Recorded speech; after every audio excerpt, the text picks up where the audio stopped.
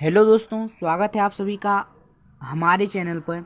जहां हम देखेंगे बहुत ही फेमस वैकेंसी आई है 8 साल बाद, बिहार एसएससी, जिसको ना बीएसएससी बोलते हैं। ठीक है, बीएसएससी भी बोलते हैं, बीएसएससी भी बोलते हैं। और ये 2023 में आई है, 10+2 इंटर लेवल पर आई है।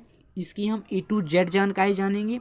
इसमें देखेंगे क्या क्या किन पदों पर होगी भर्ती, इसके लिए उम्र सीमा क्या है, एजुकेशन क्वालिफिकेशन क्या चाहिए, फॉर्म फिल करने में फीस कितने लगेंगे, सैलरी कितनी होगी, इसका एग्ज़ाम पैटर्न क्या होगा, एवं एग्ज़ाम का डेट जो है ना कब है, लास्ट डेट फॉर्म जो है कब है। और चलिए चलते हैं अपने आगे की तरफ।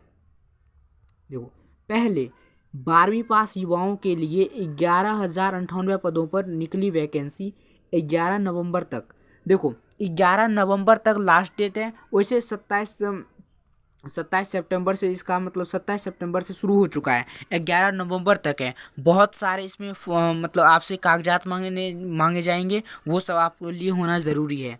12वीं पास 10+2 रखा गया है। ठीक है, 10+2 वैकेंसी है। 10+2 मतलब 12वीं जो पास हैं वो इस फॉर्म को भर सकते हैं। चलिए आगे देखते हैं। सरकारी नौकरी की तैयारी कर रहे युवाओं के लिए अच्छी खबर है। बिहार स्टाफ सिलेक्शन कमीशन ने बम्पर वैकेंसी निकाली है। इसके तहत बिहार के सरकारी विभागों में 11,098 पदों पर भर्तियां की जाएंगी। उम्मीदवार बिहार स्टाफ सिलेक्शन कमीशन की ऑफिशियल वेबसाइट bssc.bihar.gov इन पर जाकर ऑनलाइन आवेदन कर सकते हैं। और एक बात आप लोग ध्यान देंगे, इसमें कोई एडिट का ऑप्शन नहीं है। अगर आप एक बार गलत हो जाता है आपसे, तो आपको बाद में रिजेक्ट कर दिया जाएगा, लेकिन आपको सुधार का ऑप्शन नहीं दिया जाएगा। इसलिए आप सोच समझकर जो है फॉर्म फिल करें। चलिए आगे चलते हैं। अब देखेंगे कि किन पदों पर होगी भर्ती। देखो, राजस्व कर्मचारी 3,559 पद हैं राजस्व कर्मचारी के। ये पद जो हैं भूमि और राजस्व विभाग के तहत होंगे। 3,559 पद 11,098 पदों में होगी। 11,098 पदों में होगी। किसका? भूमि और राजस्व विभाग का। पंचायत समिति का 3,532 पद देंगे। ये भर्ती पंचायत राज विभाग के तहत होगी। ठीक है, देखो, लोअर क्लास क्लर्क के जो है 2,039 पद होंगे। ये भर्ती नगर विकास एवं आवास विभाग के तहत होंगी। मतलब ये ब्लॉक में जो काम होते हैं ना, उसमें बहुत ही महत्वपूर्ण काम है। चलिए आगे देखते हैं। एजुकेशन क्वालिफिकेशन क्या होनी चाहिए। कैंडिडेट्स का 12वीं पास होना जरूरी है। वहीं कुछ पदों के लिए कंप्यूटर नॉलेज भी होना चाहिए। देखो, कुछ पदों के लिए हालांकि जो है ना 5 से 6 हज़ार पदों ऐसे हैं, मतलब कुछ में कंप्यूटर पर नहीं चाहिए, लेकिन कुछ पदों के लिए जो है ना कंप्यूटर नॉलेज होनी ज़रूरी है। मतलब आप 10+2 मतलब 10वीं के बाद अगर आप 12वीं में हैं, आर्ट और कॉमर्स चाहे किसी भी बैकग्राउंड से हैं, तो आप ये फॉर्म फिल कर सकते हैं। चलिए आगे जानते हैं क्या है। आयु सीमा क्या होनी चाहिए। बहुत सारे दोस्तों का ये सवाल होता है कि उम्र सीमा क्या होनी चाहिए। देखो, अधिकतम आयु सामान्य पुरुषों के लिए 37 साल है। जो सामान्य पुरुष होते हैं, अधिकतम आयु 37 साल तक है। सामान्य महिला के लिए वही उम्र 40 साल तक है। बीसी ईबीसी महिला और पुरुषों के लिए 40 साल तक है। एससी एसटी महिलाओं और पुरुषों के लिए 42 साल है। पूर्व सैनिकों के लिए 53 से अधिक नहीं। जो सैनिक रह चुके हैं उसके लिए 53 साल है। दिव्यांग उम्मीदवारों के लिए 10 वर्षों, मतलब जो दिव्यांग है उसको 10 साल का और छूट है आयु सीमा। और जो न्यूनतम आयु कितनी है, न्यूनतम आयु 18 वर्ष है। ठीक है, न्यूनतम आयु 18 वर्ष है आप। और अधिकतम आयु कितनी वर्ष है, 37 40 आप देख सकते हैं।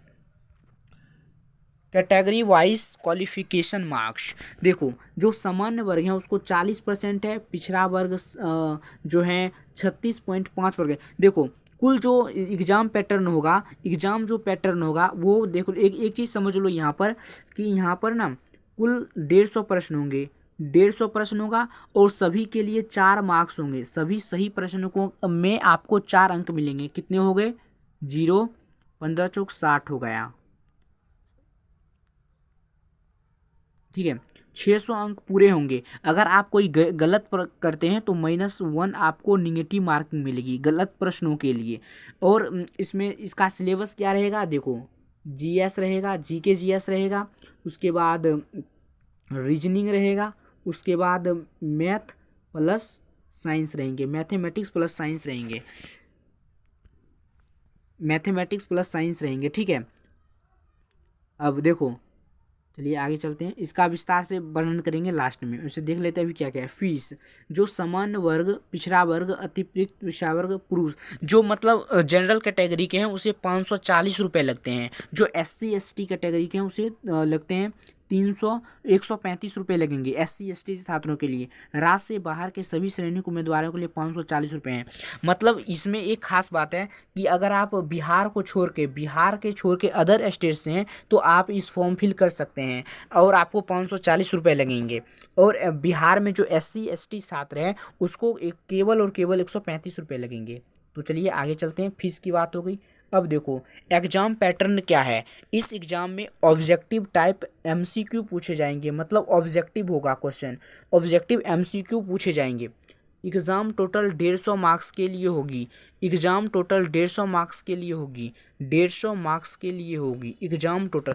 देखो ये जो है ना एग्ज़ाम टोटल 150 अंक के होंगे, लेकिन हर सही जवाब पर आपको 4 अंक मिलेंगे, मतलब 150 के 600 अंक। हर गलत पर आपको एक, मतलब आप अगर गलत जवाब देंगे तो आपको 1 अंक काट दिया जाएगा। क्वेश्चन पेपर हिंदी और इंग्लिश में मतलब बाईलैंग्वेज होगा। ठीक है, क्वेश्चन पेपर जो है वो बाईलैंग्वेज होगा, हिंदी और देखो इसमें इसकी सिलेबस क्या है, फिर से एक बार देख लेते हैं। जीके एंड जीएस इसके रहेंगे, इसके 50 क्वेश्चन पूछे जाएंगे। इसमें क्या पूछा जाएगा, इसमें पूछा जाएगा हिस्ट्री, इसमें पूछा जाएगा ज्योग्राफी, इसमें पूछा जाएगा ज्योग्राफी, इसमें पूछा जाएगा इकोनॉमिक्स, इसके बाद पॉलिटिकल साइंस पूछे जाएंगे, पॉलिटिकल साइंस पूछे जाएंगे, CA करंट अफेयर्स पूछा जाएगा, और भी बहुत सारे सवाल हैं और ये सब पूछे जाएंगे। चलिए आगे चलते हैं, फिर मैथमेटिक्स होंगे। फिर ये देखो आप आवेदन कैसे कर सकते हैं, इसकी ऑफिशियल वेबसाइट है bsscbihar.gov.in पर जाकर कर सकते हैं। भर्ती लिंक पर क्लिक करें, पर्सनल डिटेल्स दर्ज करके सबमिट करें। देखो मैं कहता हूं कि आप जब भी ऑनलाइन करें तो आप जो है मोबाइल से ऑनलाइन ना करें, मोबाइल में गड़बड़ियाँ हो जाती है, आप कंप्यूटर दुकान पर से कर सकते हैं। फॉर्म भरें और फीस जमा करें। अगर आप फॉर्म भर देते हैं, फीस जमा नहीं करते हैं तो आपका वो स्वीकार ही नहीं होगा। ठीक है, मतलब वो रिजेक्ट हो जाएगा। इसके बाद डॉक्यूमेंट्स अपलोड करके फॉर्म सबमिट कर दें, इसकी एक कॉपी डाउनलोड करके रख लें। देखो आप जब करेंगे तो कुछ मतलब वहाँ से मतलब आप को कुछ मिलेगा। ठीक है, वो आपको रख लेनी है हमेशा के लिए, ताकि आगे आपको पास कुछ प्रूफ रह सके और आप मोबाइल से ना करें। चलिए आगे चलते हैं। देखो इसके लिए सैलरी कितनी है, भर्ती के लिए सिलेक्ट होने पर उम्मीदवार को हर महीने 19,000, मतलब शुरुआत में आपको मिल सकते हैं 19,900 रुपये से लेकर 62,000 रुपये, 62,300 रुपये तक आपको सैलरी मिल सकती है। देखो ठीक है, तो चलिए अपना आप पूरे सिलेबस को समझ लेते हैं क्या है एक बार और। देखो सिलेबस समझना बहुत ज़रूरी है। सबसे पहले तो आपको जीके जीएस पूछे जाएंगे, उसके बाद आपको रीजनिंग पूछा जाएगा, उसके बाद आपको मैथ प्लस क्या पूछे जाएंगे, साइंस पूछे जाएंगे, मैथ प्लस साइंस पूछे जाएंगे। देखो रीजनिंग मैथ साइंस में क्या पूछे जाएंगे, साइंस में आपको फिजिक्स, केमिस्ट्री, बायोलॉजी। ठीक है, फिजिक्स केमिस्ट्री बायोलॉजी से पूछे जाएंगे। मैथमेटिक्स में profit and loss, ratio and proportional हो गए, डिस्काउंट हो गया, इस सब से पूछा जाएगा। रीजनिंग में आप जो जितना भी मतलब चैप्टर है वो सब पढ़ना। जीके जीएस में भी मतलब पूछे जाएंगे सारे क्वेश्चन। ठीक है, तो आप जल्दी से जाकर इस फॉर्म को फिल कर लें। और आपको ये क्लास कैसी लगी अपना फीडबैक हमें ज़रूर दें। धन्यवाद, मिलते हैं आगे की वीडियो में।